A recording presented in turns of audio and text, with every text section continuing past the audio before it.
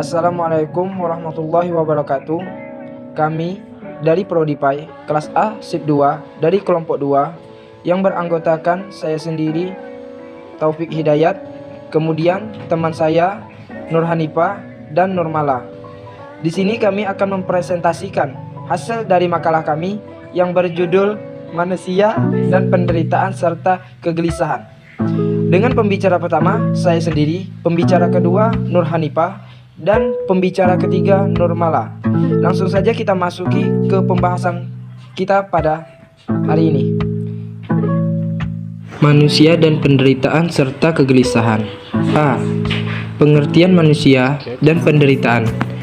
Penderitaan berasal dari kata derita.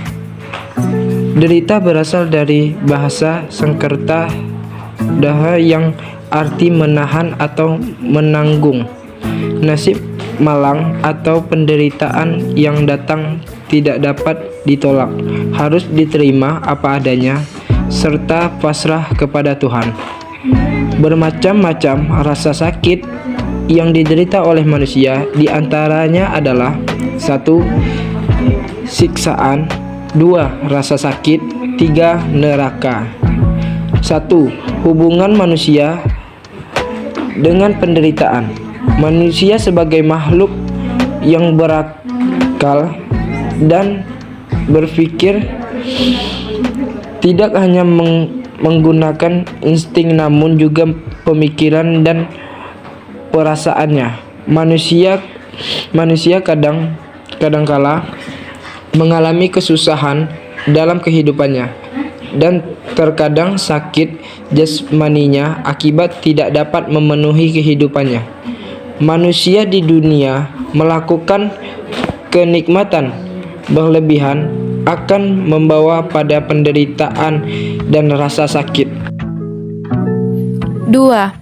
Sebab-sebab munculnya penderitaan. Berdasarkan sebab-sebab munculnya penderitaan, maka penderitaan manusia dibagi menjadi 2, yaitu A. Penderitaan yang muncul karena perbuatan buruk manusia. Penderitaan ini muncul disebabkan hubungan antara manusia dengan lingkungan sekitarnya, baik dengan antar sesama manusia ataupun dengan alam. Penderitaan ini dapat muncul karena ketidakharmonisan elemen satu dengan yang lainnya. Contohnya, pada hubungan dalam bermasyarakat, ada kalanya di dalam masyarakat terdapat perbedaan pendapat yang dapat menimbulkan perselisihan di antara satu dengan yang lainnya. Hal ini bisa mengakibatkan timbulnya rasa dengki, marah, bahkan saling menjelek-jelekan. Dalam hal ini, penderitaan yang dialami adalah penderitaan secara batin, karena terdapat rasa sakit hati hingga timbul rasa ketidakharmonisan. B. Penderitaan yang muncul karena suatu penyakit atau siksaan. Penderitaan manusia juga terjadi akibat penyakit atau siksaan. Namun kesabaran, tawakal, dan optimisme dapat merupakan usaha manusia untuk mengatasi penderitaan itu. Contohnya, seorang anak laki-laki sejak dilahirkan diasuh dengan tabah oleh orang tuanya. Ia disekolahkan, kecerdasannya luar biasa.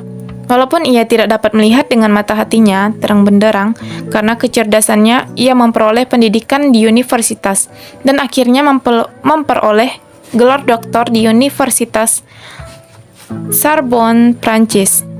3. Pengaruh penderitaan. Setiap penderitaan yang dialami oleh seseorang membawa pengaruh baik positif maupun negatif. Sikap positif yaitu sikap optimis mengatasi penderitaan hidup. Bahwa hidup bukan rangkaian penderitaan, melainkan perjuangan membebaskan diri dari penderitaan. Dan penderitaan itu adalah hanya bagian dari kehidupan. Sikap positif biasanya kreatif dan tidak mudah menyerah. Sedangkan sikap negatif, misalnya penyesalan karena tidak bahagia, sikap kecewa, putus asa, ingin bunuh diri, bahkan tidak punya gairah hidup. Baiklah, materi selanjutnya akan disampaikan oleh Nurmala. B. Manusia dan kegelisahan. Kegelisahan berasal dari kata gelisah yang berarti tidak tentram hatinya, selalu merasa khawatir, tidak tenang, tidak sabar, cemas.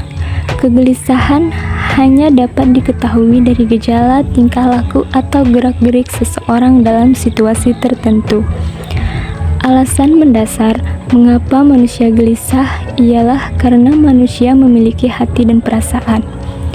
Bentuk kegelisahan berupa keterasingan, kesepian, dan ketidakpastian. Perasaan seseorang yang sedang gelisah ialah hatinya yang tidak tentram, merasa khawatir, cemas, takut, jijik, dan sebagainya. Perasaan cemas menurut Sigmund Freud ada 3 macam, yaitu yang pertama, kecemasan objektif, yang kedua, kecemasan neurotik atau syaraf, yang ketiga, kecemasan moral. Sebab-sebab orang gelisah. Sebab-sebab orang gelisah adalah karena pada hakikatnya orang takut kehilangan hak-haknya. Hal itu adalah dari suatu ancaman, baik ancaman dari luar maupun dari dalam. Usaha mengatasi kegelisahan. Mengatasi kegelisahan ini pertama-tama manusia harus mulai dari diri kita sendiri, yaitu kita harus bersikap tenang. Dengan sikap tenang, kita dapat berpikir tenang, dan segala kesulitan dapat kita atasi. Kegelisahan apa dan mengapa? Kegelisahan berkaitan dengan rasa yang berkembang dalam diri manusia. Dengan menjamin teori Sigmund Freud, kita bisa melihat adanya 3 macam kegelisahan, yaitu objektif, neurotik, dan normal. Mungkin hanya ini pembahasan yang bisa kami sampaikan. Jika terdapat kekurangan, kami mohon maaf. Akhir kata, wassalamualaikum warahmatullahi wabarakatuh.